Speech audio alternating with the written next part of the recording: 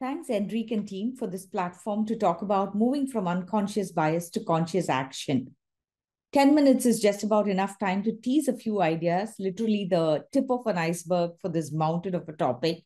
So, I'm going to talk about why it's important from a business perspective, share an example about what can be done, and leave you with a couple of tools.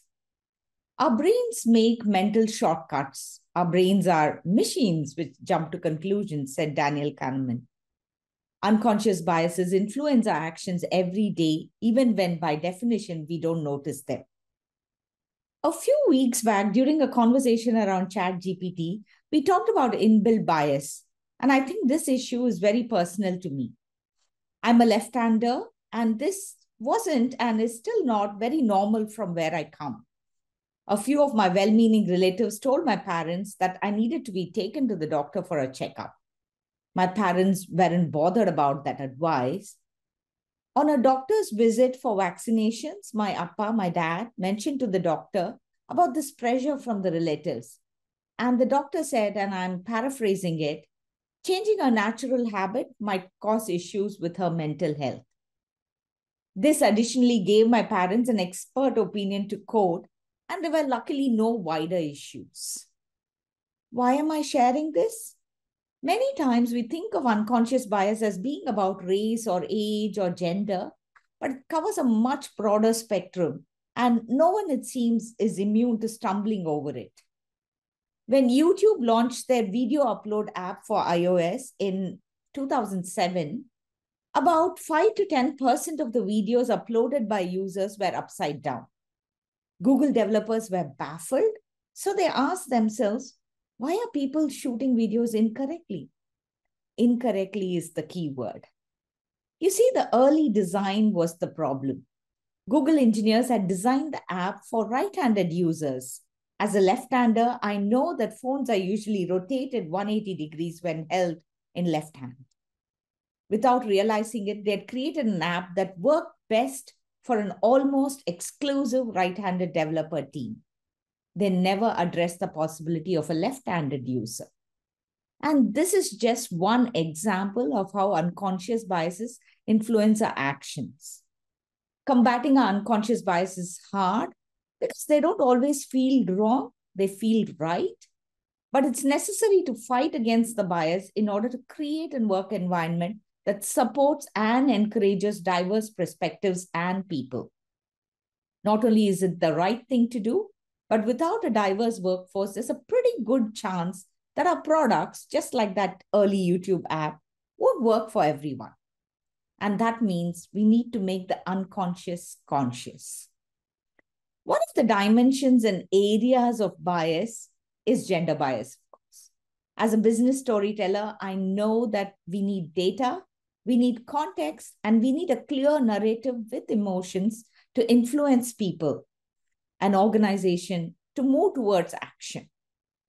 Jessica Hay is the script supervisor at Pixar, and she uses data and narrative to influence action and bring out diverse voices on screen. She noticed a discrepancy between the male and female characters and speaking lines in the company's films. So she went and checked the data across all Pixar animation movies, and it was stark. For instance, in Toy Story, there was only a mother character, a sister character, and Bo Peep. And if you watch the movie Cars, you know the percentage of males talking, that is both the characters and the speaking lines, is as high as 90%. Now, why is this even a problem? Well, because we live in a world full of imagination. As humans, we are always projecting ourselves in the characters that we see. And what happens as a result is that we look at Lightning McQueen from the movie Cars, but what we see is a car, of course, but there's an association in our mind to Owen Wilson and a white male. So while we can imagine talking cars, we can't imagine female NASCAR racers. Jessica's work was a penny drop moment, and it helped Pixar increase diversity among the characters created for their animated films and tell stories that looked more like the real world.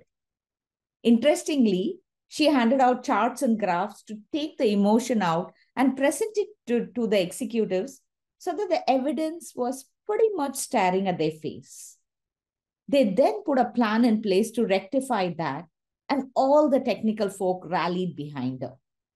For instance, every time there was a roadblock, Josh Miner, who's the CTO, would come up with, oh, we can use this tool to make this work, to track the data. And based on this, they started creating things like Spark Shots to give room for diverse voices. And slowly it has started showing up in their films, the newer ones like Coco, Toy Story 4, etc. So here we have an example of data shared in context with a clear narrative, causing people and an organization to move towards inclusive action. So let's look at now what we can do personally and in our workplace to be aware of this bias, gain personal insight, and take action. At a personal level, I would recommend this exercise called Trust Zone. How are we looking at our blind spots and expanding our networks to broaden our perspective? How does this work? Well, the human mind and human brain is still hardwired for blind spots, and it impacts both simple and complex decision making by excluding available information as well as people. The way our brain works, coupled with the type of environment in which we live and work, can also cause us to forge our most trusting relationships with people who are very similar to us. So in this exercise, Trust Zone, map who's in your network of trusted colleagues. Map them across gender, ethnicity, age, orientation, education, disability, marital status, and see who's in your inner circle and how is it affecting your decision making. Do they help you manage your blind spots, or are they perpetuating and bias, adding to your confirmation bias? At an organizational level, making gender balancing a strategic perspective led by the CEO, framed as a lever to achieve your business strategy and not as an additional initiative for already overburdened executives. This could make a big difference. As a starting point, run a strategic debate that gets your executive teams to spend a day on 3 questions. Why do we care? What's going on? How can we implement balance? And we found that executive teams find this an eye-opening exercise, one that completely turns upside down many of the biases and approaches that they've had on the topic, and then build this into your corporate philosophy. So what can you do to commit to action? Gather facts. It's hard to know that you're improving if you're not measuring. Create a structure for making decisions. Define clear criteria to evaluate the merits of each option and use them consistently. Be mindful of the subtle cues. Foster awareness, because that's the starting point to even create action. And hold yourself and your colleagues totally accountable. Trier Bryant, who's the CEO and co-founder of Just Work, along with Kim Scott, who's the co-founder and also the author of the book Just Work, talk about a 3-pronged approach that organizations can use. The first is about having a shared vocabulary. For example, when you see somebody being biased, say something and create a vocabulary around it. For instance, they talk about saying purple flag. It could be a timeout sign. It could be anything, any kind of ritual that you build in your organization. That helps more awareness about the blind spots. Create a shared norm on how you respond to bias when the bias is pointed out.